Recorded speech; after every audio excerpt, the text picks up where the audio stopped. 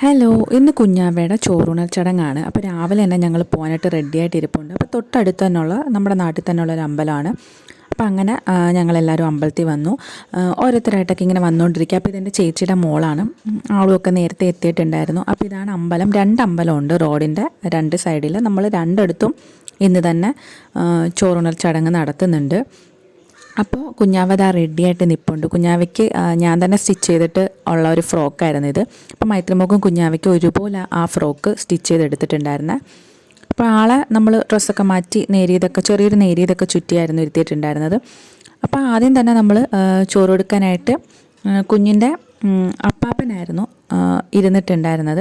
അപ്പം നമ്മൾ മാലയും കാര്യങ്ങളും ഒക്കെ ഇട്ടു. നമ്മൾ ഓരോ നാട്ടിലും ഓരോ രീതിയിലുള്ള ചടങ്ങായിരിക്കും. അപ്പം ഞങ്ങളുടെ നാട്ടിൽ ഇങ്ങനെയൊക്കെയാണ് ചടങ്ങും കാര്യങ്ങളും. നമ്മൾ അമ്പലത്തിൽ വെച്ച് ഈ ഒരു രീതിയിലൊക്കെയാണ് ചടങ്ങുകളൊക്കെ നടത്താറ്.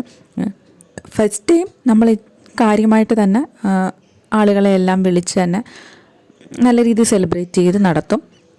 പിന്നെ അങ്ങോട്ട് നമ്മൾ നമ്മുടെ അടുത്തുള്ള എല്ലാ അമ്പലങ്ങളിലും ഒരു ചടങ്ങ് പോലെ ചോറൂണൽ നടത്താറുണ്ട്.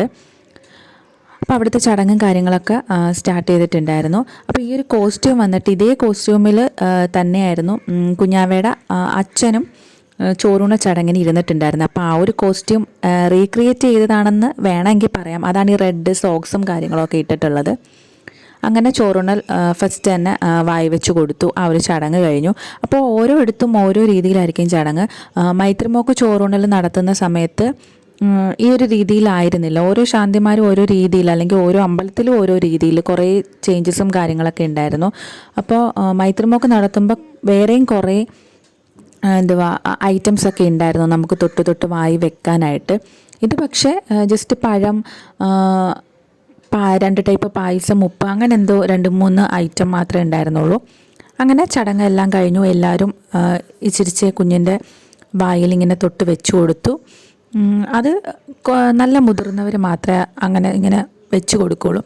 അതിൻ്റെ ചടങ്ങും കാര്യങ്ങളെല്ലാം കഴിഞ്ഞിട്ടുണ്ടായിരുന്നു. പിന്നെ അവിടെ തന്നെ നമുക്ക് പഴം കൊണ്ട് തുലാഭാരം ഉണ്ടായിരുന്നു. അതുമൊക്കെ നമ്മൾ നടത്തി.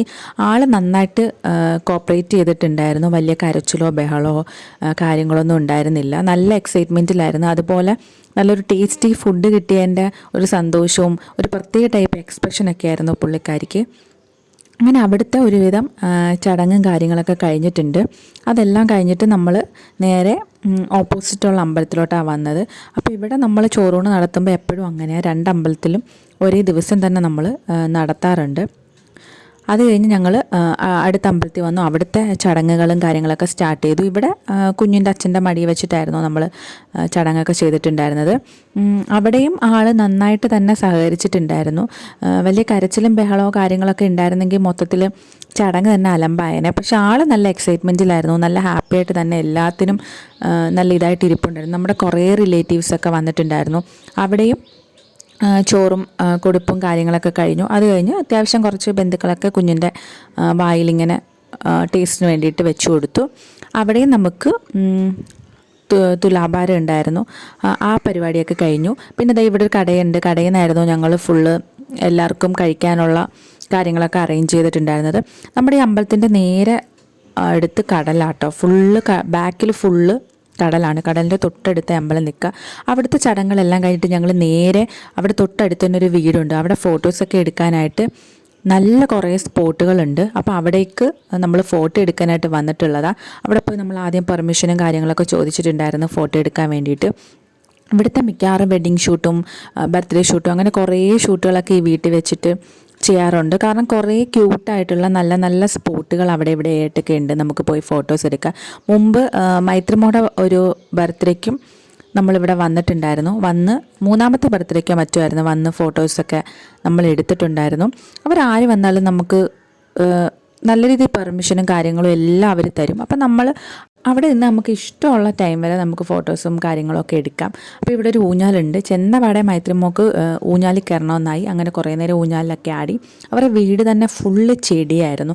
നല്ല വെറൈറ്റി പല ടൈപ്പ് ചെടികളൊക്കെ ഉണ്ടായിരുന്നു. ഏറ്റവും കൂടുതൽ അവിടെ ഒരു അങ്കിളുണ്ട്. പുള്ളിയാണ് ഇതിനെയൊക്കെ മാനേജ് ചെയ്യുന്നത് എന്നാണ് തോന്നിയിട്ടുള്ളത്. പുള്ളിയാണ് എല്ലാത്തിലും നമ്മൾ നിൽക്കുന്നതും ഓരോ കാര്യങ്ങൾ ജോലി ചെയ്യുന്നതും ഒക്കെ നമ്മൾ കണ്ടിട്ടുള്ളത് പുള്ളിയാണ്. അതുമാത്രമല്ല കുറേ നല്ല പോട്ടുകൾ അതൊക്കെ പെയിൻറ്റ് ചെയ്ത് നല്ല ഭംഗിയിൽ സൂക്ഷിച്ചിട്ടുണ്ട് വീട് മൊത്തം.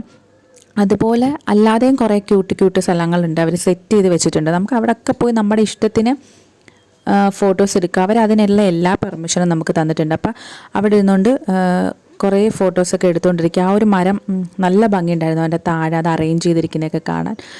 അങ്ങനെ പലയിടത്തായിട്ട് പോയി നിന്ന് കുറേ ഫോട്ടോസൊക്കെ എടുത്തിട്ടുണ്ടായിരുന്നു. അത് കഴിഞ്ഞ് കുറേ നേരം ഞങ്ങൾ അവിടെ നിന്ന് ഊഞ്ഞാലൊക്കെ ആടി കുറേ ടൈം അവിടെ സ്പെൻഡ് ചെയ്തിട്ടുണ്ടായിരുന്നു. അത് കഴിഞ്ഞ് പയ്യെ ഞങ്ങളെല്ലാവരും അവിടെ നിന്ന് വീട്ടിലേക്ക് വന്നു. അപ്പോൾ ഇത്രയുള്ള വീഡിയോ. ഇതുപോലത്തെ വീഡിയോസ് കാണാൻ ഇഷ്ടമാണ്, ചാനൽ സബ്സ്ക്രൈബ് ചെയ്ത് സപ്പോർട്ട് ചെയ്യണേ.